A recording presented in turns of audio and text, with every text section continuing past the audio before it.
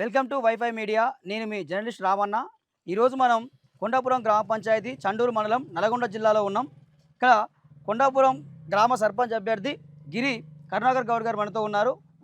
వారు ఈ గ్రామానికి సర్పంచ్ అభ్యర్థిగా పోటీ చేస్తూ ఉన్నారు. మరి వాళ్ళు చేసే అభివృద్ధి కార్యక్రమాలు ఏంది, వాళ్ళు ఎందుకు పోటీ చేయాలనుకుంటారో ఆయన మాటలనే అడిగి తెలుసుకునే ప్రయత్నం చేద్దాం. అన్న నమస్తే. నమస్కారం అండి. అన్న బాగురా? బాగున్నానండి. ఎట్లా నడుస్తుందన్న ప్రచారం?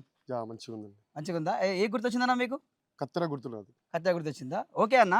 మీరు ఈ గ్రామానికి అసలు ఎందుకు పోటీ చేయాలనుకుంటారు? ఏమేమి అభివృద్ధి కార్యక్రమాలు చేయాలనుకుంటారు?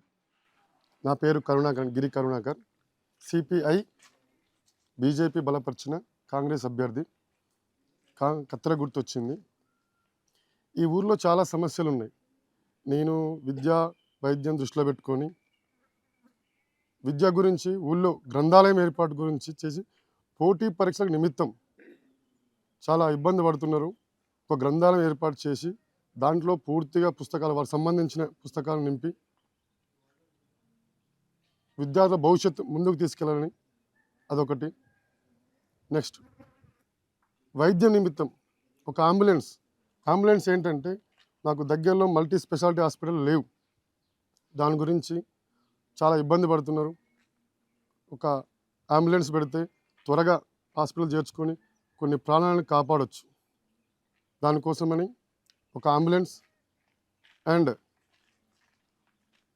ఊరిలో సీసీ కెమెరాలు అంటే భద్రతా నిమిత్తం ఊరిలో కొన్ని దొంగతనాలు కావచ్చు, లేదంటే ఏదైనా ఒక వాహనాలు కావచ్చు, వస్తువులు కావచ్చు, ఊరి భద్రతా నిమిత్తం సీసీ కెమెరాలు ఏర్పాటు చేయడం జరుగుతున్నది. దీనితో పాటు ఇంకా మీరు ఇంకే కార్యక్రమం చేయాలనుకుంటే ఊరికి సంబంధించి ప్రధానంగా ఈ సమస్య ఉంది, ఈ సమస్య నేను తీరుస్తా అని చెప్పి మీ దృష్టిలో ఏమైనా ఉన్నదా? ఎస్, ప్రజెంట్గా ఊర్లో ఓపెన్ డ్రైనేజ్ ఉంది. దానివల్ల నేను ఈరోజు ప్రచారానికి వెళ్తుంటే కూడా చూశాను. కనీసం నడవడానికి కూడా కొంతమంది ఇంటి ముంగల ఇబ్బందిగా ఉంది. వీటిని ప్రభుత్వం దృష్టికి తీసుకెళ్ళి అండర్ డ్రైనేజ్ తీసుకోవడం జరుగుతున్నది. మా ప్రభుత్వం అధికారం ఉంది కాబట్టి మన గౌరవ ఎమ్మెల్యే రాజగోపాల్ సార్తో మాట్లాడి ఏ విధంగానైనా ఈ ఊరికి అండర్ డ్రైనేజ్ తీసుకొచ్చే బాధ్యత తీసుకుంటాను. అలాగే కొన్ని రోడ్లు, సీసీ రోడ్లు కావచ్చు. గోటం బైక్ కొంచెం నిన్న వెళ్ళాను, అక్కడ రోడ్ ఇబ్బంది ఉంది. దాన్ని కూడా సార్తో మాట్లాడి చేయించే బాధ్యత నాది. ఓకే అన్న. మేము మీ ఊరికి వచ్చినప్పుడు మీ గురించి జనరల్గా మేము పబ్లిక్ని అడిగి తెలుసుకున్నాం. ఏమంటే మీ అమ్మగారి పేరు యశోదమ్మ పేరు ఫౌండేషన్తో మీరు కొన్ని సేవా కార్యక్రమాలు చేశారని మాకు చెప్పారు. ఏమేమి సేవా కార్యక్రమాలు చేశారు? నేను ప్రజెంట్గా మన ఊర్లో రామాలయం గుడికి చైర్మన్గా పదవులు నిర్వర్తిస్తున్నాను.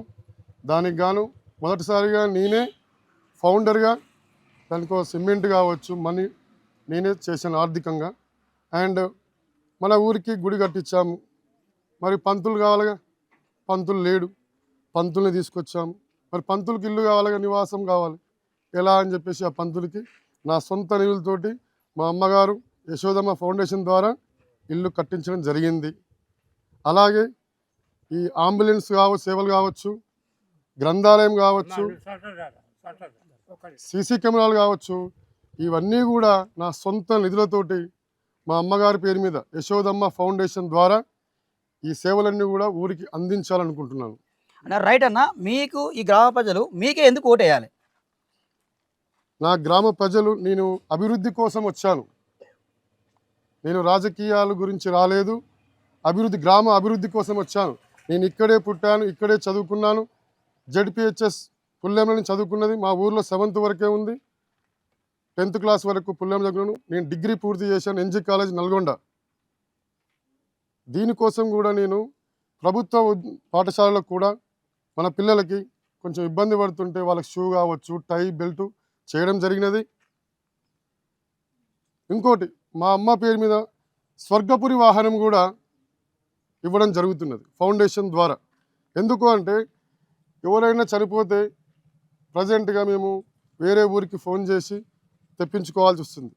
అది ఆ టైంలో బిజీగా ఉండొచ్చు, కొంచెం లేట్ అవుతుంది, దానివల్ల కూడా ఇబ్బంది అవుతుంది. కాబట్టి ఇక్కడే మా ఊర్లోనే ఇదే గ్రామ పంచాయతీ ముందు మాకే ఉంటే ఇబ్బందులు కలగకుండా ఉంటే ప్రజల కోసం అని తీసుకురావడం జరుగుతున్నది. ఓకే. కరుణాకర్ అన్న, మీరు ఇంతకుముందు చెప్పినట్టు మేము మా ఊరికి ఒక అంబులెన్స్ పెట్టిస్తా అని చెప్పారు కదా! అంటే ఎందుకు? ఆలోచన ఎందుకొచ్చింది? ఎందుకు పెట్టియాలనుకుంటారు? ప్రధానమైన కారణం ఏంది? ప్రజల ఆరోగ్య దృష్ట్యా నేను కూడా ఇక్కడనే చూశాను. చిన్నప్పటి నుంచి ఎదుర్కొన్న అనుభవాలు, ఎన్నో సమస్యలతోటి నేను వచ్చాను కాబట్టి, ఎంతోమందిని చూస్తున్నా. కొన్ని సార్లు అంబులెన్స్ రాకపోవడం వల్ల కూడా ఆరోగ్య సమస్యలు తలెత్తినాయి. మనకే అంబులెన్స్ ఉంటే ఆ ఒక్క ప్రాణం కాపాడినా కూడా నేను హ్యాపీగా ఫీల్ అవుతా. దానికోసమని అంబులెన్స్ తీసుకోవడం జరిగింది. అంటే ప్రధానంగా మీరు విద్య, వైద్యం మీద ప్రధానంగా మేము అభివృద్ధి చేయాలని చెప్పి యువత విద్యా, వైద్యం అనేది ఇంపార్టెంటు. విద్య ఉంటే ఎక్కడైనా చూడండి అభివృద్ధి అనేది జరుగుతుంది. విద్య అనేది ఇంపార్టెంట్. నేను డిగ్రీ పూర్తి చేశాను. యువత కోసం నేను చదువుకున్న వాళ్ళు ఊరికి వస్తే బాగుపడతానే ఉద్దేశంతో నేను రావడం జరిగినది. రాజకీయాల అతీతంగానే పనిచేస్తాను నేను. కులమత భేదం లేకుండా ప్రతి ఒక్కరు కూడా సహాయం చేస్తాను నేను. ఇంకోటి, ఎవరైతే ఆర్థికంగా ఇబ్బంది ఉన్నారో వారందరికీ కూడా ఆదుకోవడం జరుగుతున్నది.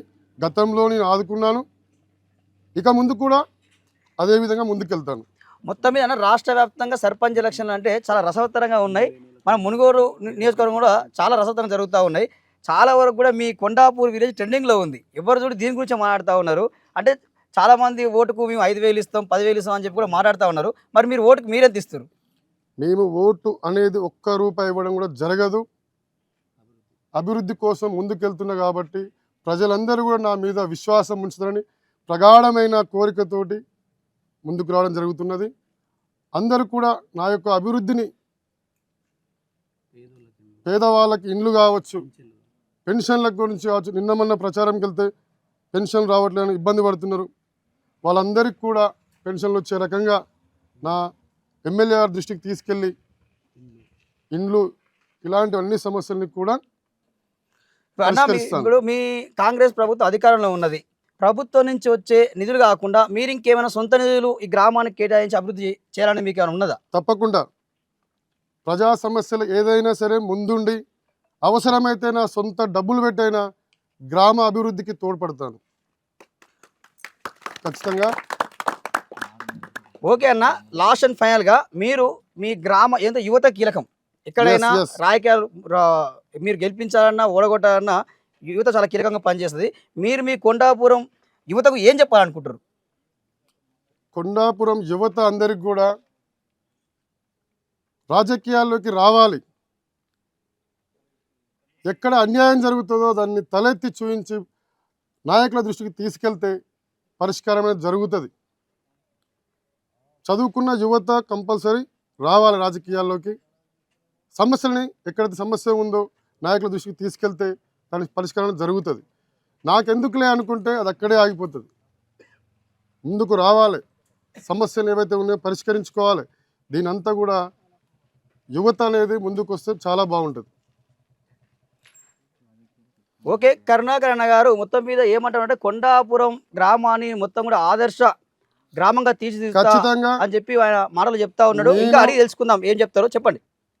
నేను చాలా గ్రామాలు తిరిగాను, తెలంగాణలోని చాలా గ్రామాలు తిరిగాను. మా ఊరు కొంచెం వెనకబడిందని గ్రహించాను. దీనికి గాను ఒక ఆదర్శ గ్రామంగా తీర్చిదిద్దాలని ప్రతి ఇంటికి కొన్ని నల్లాలు ఉన్నాయి, ట్యాబ్లు పనిచేయట్లేదు, అదొకటి. స్ట్రీట్ లైట్లు ఉన్నాయి కానీ పనిచేయట్లేదు, రోడ్లు ఉన్నాయి కానీ ప్రాపర్గా లేవు. వీటన్నిటిని కూడా పరిష్కరిస్తాను నేను. అవసరమైతే ప్రభుత్వం దృష్టికి తీసుకెళ్ళి ఎంత కష్టపడైనా గ్రామాన్ని అభివృద్ధి దిశగా తీసుకెళ్తాను. అవసరమైతే నా సొంత డబ్బులతో నా గ్రామాన్ని అభివృద్ధి చేసుకుంటాను. సో ఇది గిరన్నతో ఈరోజు మాట ముచ్చట. దీన్ని దృష్టిలో పెట్టుకొని నా యొక్క గ్రామ ప్రజలు, ఓటరు మహాశయులు అర్థం చేసుకొని మీ అమూల్యమైన ఓటుని కత్తెర గుర్తుకేసి భారీ మెజారిటీతో గెలిపించగలని నా యొక్క మనవి. ఓకే, ఇది ఈరోజు మన గిరి కరుణాకర్ గౌడ్ అన్న గారితో మాట ముచ్చట. అన్నగారు చాలా కార్యక్రమాలు చేపడతా అంటున్నారు. ప్రభుత్వ నిధులే కాకుండా నా సొంత నిధులతో కూడా నేను ఈ గ్రామాన్ని అభివృద్ధి చేస్తా, ఎక్కడ సమస్య ఉన్నా నాకు చెప్పండి అని చెప్పి మాట్లాడుతూ ఉన్నారు. మా దృష్టికి తీసుకురండి. లేదంటే మేము కూడా గడప గడప తిరుగుతాం, సమస్య ఎక్కడ ఉంటే మేమే అక్కడికి వస్తామని చెప్పి కూడా ఆయన మాటల్లో చెప్పడం జరుగుతూ ఉంది. అందరూ కూడా గ్రామ యువత గాని ప్రజలందరూ కూడా నాకు ఓటేసి అత్యధిక మెజార్టీతో గెలిపించండి. నేను ఈ కొండాపూర్ గ్రామాన్ని ఆదర్శ గ్రామంగా తీర్చిదిద్దుతా. నా ఊరు ఈ పుట్టిన ఊరు, నా రుణం తీర్చుకుంటా. అందుకోసం నేను పోటీ చేయడానికి ఇక్కడ వచ్చినా నాకు ఓటేసి గెలిపించాలని చెప్పి ఆయన చెప్పడం జరుగుతూ ఉంది. సో మళ్ళీ కరుణాకరణతో గెలిచిన తర్వాత మరో ఇంటర్వ్యూతో మళ్ళీ కలుద్దాం. Thank you.